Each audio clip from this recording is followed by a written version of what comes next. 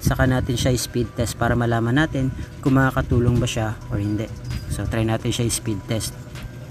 Yan, wait lang po natin mga boss. So yung ating ping or ms dapat mga boss nasa 15 to 25 ms lang. Tapos yung download natin, papalo dapat yan ng 15 pataas. Pero kung makita nyo, pumapalo sa atin ng 30, 29. Okay, so goods na yan mga boss. Tapos yung upload naman natin, dapat nasa 10 pataas po yan.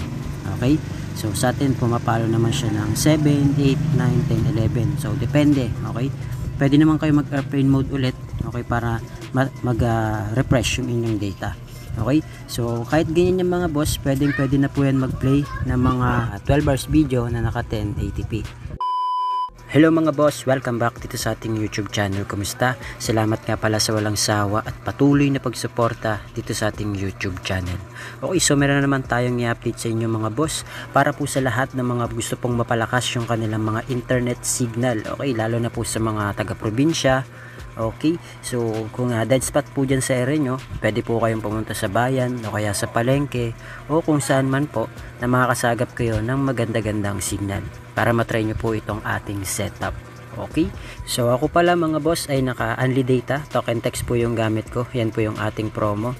Okay, so hindi po lahat ng token text o smart na SIM card ay may unli data. So selected SIM lang po yan. Depende po yan kay Lolo Smart kung mauulanan yung inyong mga SIM card. So mapaluma man yan o bago. Okay, so kung ikaw ay ngayon pa lang nakapanood, gusto mong malaman kung may unli data yung SIM card mo. Okay, so dial mo lang *123 number sign. Okay, then i-call mo. Then kapag mayroon dyan lumabas na number 1 unli data, ayan, kung makikita nyo unli data number 1, mayroon dyan mga boss, congratulations. Okay, may unli data ka na promo, pwede kang mag-load dyan. Ngayon kung wala naman, pasensya na po kasi selected SIM lang po yung meron nito. Okay, so depende po kay Lolo Smart nga po, depende kay Lolo Smart kung isa ka sa mga mauulanan ng unli data. Okay, so ngayon mga boss, papakita ko sa inyo, magpe-play tayo sa YouTube para malaman nyo po na naka-promo tayo. Ayan. So ulitin ko po itong ating APN setup, tutulungan nyo lang po para palakasin yung inyong internet data. Okay, hindi po para magkaroon kayo ng libre na internet. So mali po yun. So gagawin po natin, kaya nga kailangan ng load, kasi nga po para malaman natin kung nakatulong ba, nagbago ba yung inyong internet speed. Okay, so ngayon simulan na natin mga boss. Punta tayo sa settings, tayo sa connections, mobile networks, then i-click po natin tong access point names. Then gagawa tayo ng panibago mga boss. So yung pangalan niya, ito po yung magiging pangalan niya. Lagay nyo po Cheetah Fast 5G. Okay, yan po ilalagay nyo, Cheetah Fast 5G. Okay, so pag sinabi ko pong 5G, hindi lang po yan para sa mga supported na cellphone na 5G. Okay, hindi po, pwede rin po yan sa mga naka 4G lang na phone. So sa akin kasi 4G lang, kaya 5G po siya nakalagay.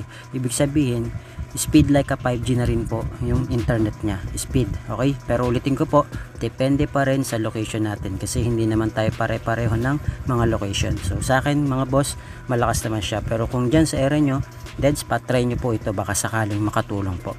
Okay, so click natin yung okay. Tapos yung kanyang APN mga boss, ito po yung ilalagay nyo, Cheetah APN, cheetah.internet.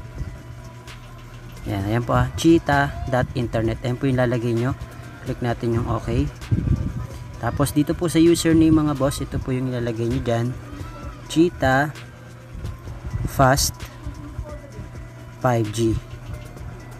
Yan, sorry, meron pong at yan. Yan, at Cheetah Fast 5G. Yan po palagay na lang po dyan sa screen, or gayahin nyo na lang po yung nasa screen para iwas error po. Okay, click natin yung okay. Tapos yung password nya, ganun din po mga boss, lagyan nyo ng at Cheetah APN 2024. Ayan po at Cheetah APN 2024. Click natin yung okay. Tapos yung sa server nya naman mga boss, ito po www.google.com. Ayan, So click natin yung okay. Tapos dito na po tayo sa kanyang authentication type mga boss. Lagay nyo lang dyan PAP, okay, or PAP. Tapos dito sa kanyang APN type mga boss, may mga cellphone na kailangan siyang i-type, okay, katulad sa Xiaomi ko, kailangan siyang i-type yung default. Okay, ngayon kung yung cellphone nyo naman katulad ng sa akin nakalagay na yung default, or i-click nyo na lang, piliin nyo na lang po default. So kung kailangan nyo i-type, i-type nyo na lang po default. Click natin yung okay. Then dito naman po sa kanyang APN roaming protocol, ganoon din po IPv4, IPv6. Ganoon din po dito sa kanyang APN roaming protocol po, IPv4, IPv6. At dito naman sa kanyang bearer mga boss, lagay nyo lang po dyan unspecified. Bakit unspecified? Pwede po yan para sa mga naka 2G, 3G, 4G LTE at 5G. Okay? So pangkalahatan na siya. Ngayon kung ikaw ay naka LTE, pwede mong option naka-check tong dalawa mga boss, unspecified at LTE. Pero kung gusto mo, pwede rin naman LTE lang. Okay? So sa atin kasi unspecified para po sa lahat. Yan nga, 2G, 3G, 4G, LTE, 5G. Okay? Para sa lahat na yan. So click natin yung okay. Then isi-save na po natin siya mga boss. Ngayon kapag na-save na natin siya mga boss, click nyo lang po yung ginawa nyong APN. Okay? Ayan, para mapunta sa kanya. Ayan ang magiging default nyo. Ngayon kapag na-default nyo na mga boss, pwede na po kayo mag-airplane mode ng at least 5 to 10 seconds or mas matagal, mas maganda. Okay? So yan pala mga boss, naka-hotspot pala tayo, no? Nakabukas yung ating mobile data at naka-hotspot yung mga kasama ko. So yun yung ginaganda sa Unli Data kasi shareable yung kanyang data. At wala kayong iisipin na kung ilang gig na lang. Dahil para na rin siya talagang wifi kasi monthly niya. Kung load nyo ay monthly, kasi sa akin monthly ako naglo-load. Okay? So monthly talaga yung load ko. So hintayin ko na siya ma-expire. So pwede ko siyang i-share dito sa bahay. Kaya naging wifi namin siya. Okay? So re-refresh ko lang mga boss. Ayan, airplane mode ko lang ng mga 5 to 10 seconds or mas magatagal, mas maganda. Okay? Then i-off ko lang yung ating sasama ko na pala, i-on ko na rin yung mobile hotspot natin. Ayan. Makita nyo mga boss hindi wifi nakabukas. Mobile data yan tsaka hotspot. Okay? Then saka natin siya speed test para malaman natin kung makakatulong ba siya or hindi. So try natin siya speed test. Ayan, wait lang po natin mga boss. So yung ating ping or MS dapat mga boss nasa 15 to 25 ms lang. Tapos yung download natin, papalo dapat yan ng 15 pataas. Pero kung makita nyo, pumapalo sa atin ng 30, 29. Okay, so goods na yan mga boss. Tapos yung upload naman natin, dapat nasa 10 pataas po yan. Okay, so sa atin pumapalo naman siya ng 7, 8, 9, 10, 11. So depende. Okay, pwede naman kayo mag airplane mode ulit. Okay, para mag-refresh yung inyong data. Okay, so kahit ganyan yung mga boss, pwede na po yan mag-play ng mga 12 hours video na naka 1080p. Okay, sa mga YouTube at pwede rin po siya sa online games. Okay, try nyo na lang din po. Okay, mga Mobile Legends, COC, okay, yung Call of Duty, try nyo na lang po kung ano yung online games na nilalaro nyo at pa-feedback kung mababa yung inyong MS. Okay, so yun yung mahalaga doon, yung MS or ping kung tawagin.